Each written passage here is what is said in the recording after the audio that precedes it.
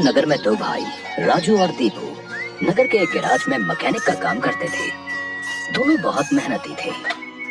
एक दिन गैराज में काम करते हुए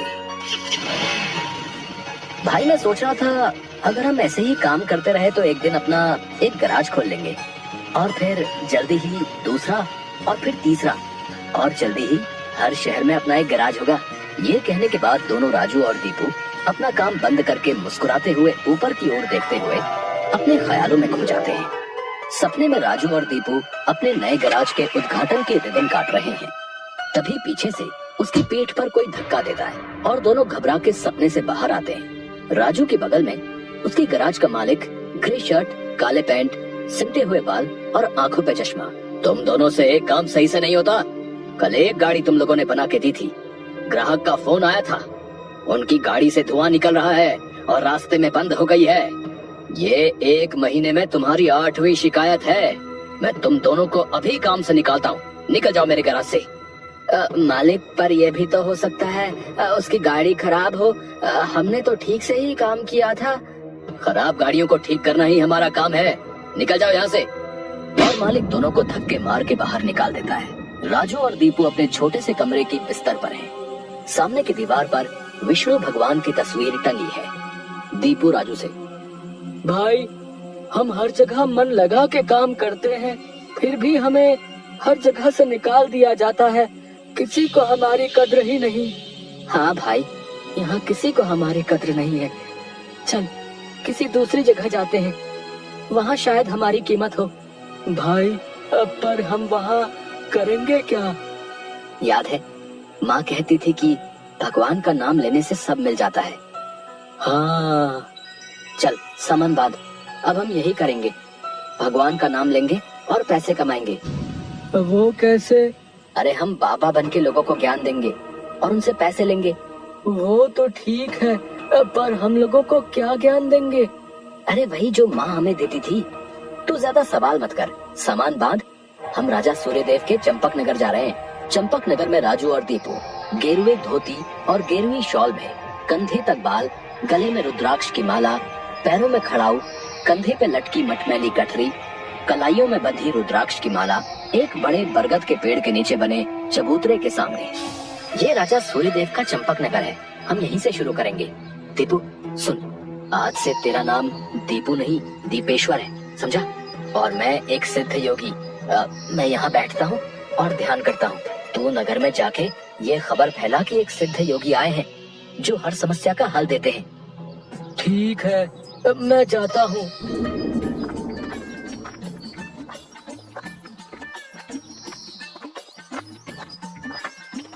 भाई, हमारे सिद्ध बाबा जी के लिए कुछ दान दो। ये कौन से बाबा हैं और कहाँ हैं? बड़े सिद्ध बाबा हैं। उनके पास हर समस्या का हल है। नगर के बाहर जो बड़ा बरगद का पेड़ है ना, वहाँ ठहरे हुए हैं। अगर तुम्हें कोई समस्या हो तो उनसे जाके मिल लो, वो तुम्हें हल जरूर बताएंगे। पर हाँ, दान के लिए कुछ लेकर जरूर आना। हाँ, मैं जरूर आऊंगा। औरों को भी बता दो, पूरे नगर का भला हो जाएगा। जरूर बाबा जी, जरूर। राजू पेड़ के नीचे ध्यान में बैठा हुआ है और दीपू थैले में सामान लेके उसके पास जाता है। मैंने नगर में खबर फैला दी है, जल्दी ही लोग यहाँ आते होंगे। तुम तैयार रहो। मैं तो कब से तैयार हूँ, देखते हैं क्या होता है। राजू फिर से ध्यान में बैठ जाता है। तभी नगर के लोग वहाँ आने लगते हैं और हाथ जोड़ के नीचे बैठे हैं। बाबा, हमारा काम नहीं चल रहा, कृपा करें। आप जो भी दान के लिए लाए हैं, बाबा के चरणों में रखें और बाबा से गुरु मंत्र लें। दुकानदार राजू के पास पैसे रखता है और हाथ जोड़कर खड़ा हो जाता है। राजू इशारे से दुकानदार को अपने पास बुलाता है और उसके कान में कहता है, श्री राम, हर बिक्री के समय मन में ये नाम का जाप करो, बिक्री बढ़ जाएगी। याद रहे, अपना ये मंत्र किसी को नहीं बताना, अपनी पत्नी को भी नहीं। जैसी आपकी आज्ञा बाबा जी। महाराज, आप राजकुमारी के लिए एक योग्य वर तलाश रहे थे।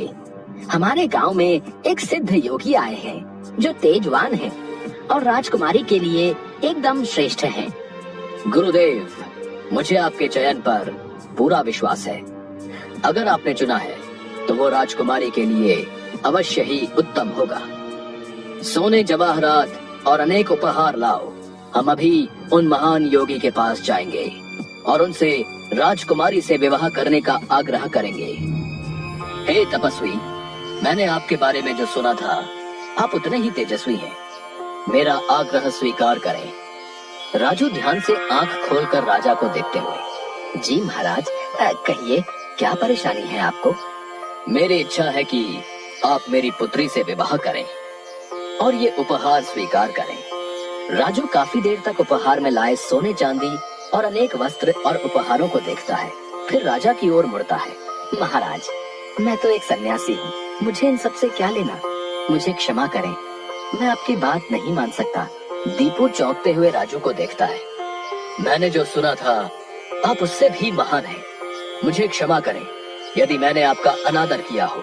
आप जब तक यहाँ हैं, मैं कोशिश करूंगा आपको कोई दिक्कत ना हो। और राजा सूर्यदेव को प्रणाम करके वापस चले जाते हैं। अरे राजू, ये क्या कर दिया तुमने?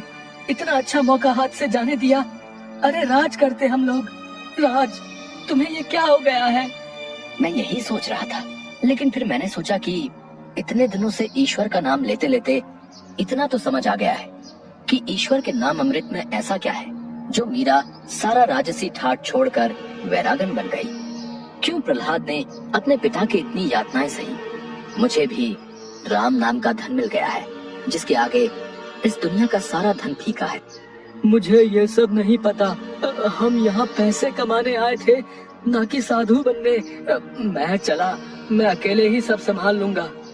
तुम्हें जो ठीक लगे करो, पर अगर किसी मुसीबत में फंस जाओ, पूरी श्रद्धा से ईश्वर का नाम लेना, तुम्हारी मुसीबत दूर हो जाएगी। तुम्हारा दिमाग खराब हो गया है? इतनी आसानी से मुसीबत दूर होती तो सभी खुश होते। राजू बस उसे देखकर मुस्कुराता है और ध्यान में बैठ जाता है। दीपू अपनी पोटली उठा के गाँव में चल देता है। क्यों भाई, कैसा चल रहा है?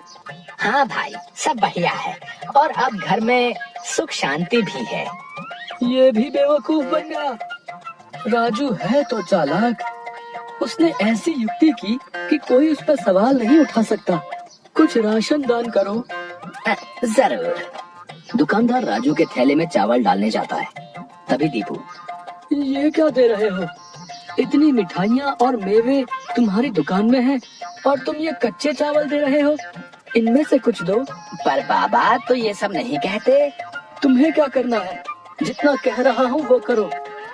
दीपू आगे जाता है और जोहरी की दुकान में दुकानदार से, और भाई जोहरी, कैसी चल रही है दुकानदारी? बाबा की कृपा से सब बढ़िया चल रहा है। कहिए क्या सेवा करूं? बाबा के लिए कुछ दान दो। इससे पहले कि इन्हें मेरी असलियत पता चले, इनसे तगड़ा दान लेके गांव से गायब हो जाऊंगा। फिर ये लोग राजू के पीछे पड़ेंगे तो उसे समझ आएगा। बाबा के लिए कुछ दान दो। जौहरी पैसे निकाल कर देने लगता है। अरे ये क्या भीख दे रहे हो? बाबा की कृपा से तुम्हारी दुकान चल रही है। इतने सारे जवाहरात हैं, इनमें से दो, कुछ कीमती सा। जितना दोगे उससे ज्यादा मिलेगा। ये बाबा को क्या हो गया है? कोई नहीं, बाबा को देने से मेरा क्या घटेगा। जौहरी एक सोने की हार दीपू को दे देता है। ये लीजिए बाबा। अच्छा धन बटोर लिया है मैंने। इससे काफी दिनों तक काम चल जाएगा। बड़ी भूख लग गई है, कुछ मिठाइयाँ खा लूं। दीपू एक पेड़ के नीचे बैठ के मिठाइयाँ खाने लगता है। तभी वहाँ 4 डाकू, चेहरे पे नकाब, काले कपड़े और हाथ में छुरी लेकर आ जाते हैं। जो कुछ भी है वो हमें दे दो, नहीं तो हम तुम्हें मार डालेंगे। दीपू डर से अपनी पोटली उन्हें दे देता है। तभी डाकुओं के सरदार का नकाब खुल जाता है। दीपू उसे देख लेता है। अब तुझे मरना होगा, क्योंकि तूने मेरा चेहरा देख लिया है। हे भगवान, ये क्या हो रहा है? कैसे बचूं इनसे? भागने की कोशिश की तो ये लोग पकड़ लेंगे। क्या करूं?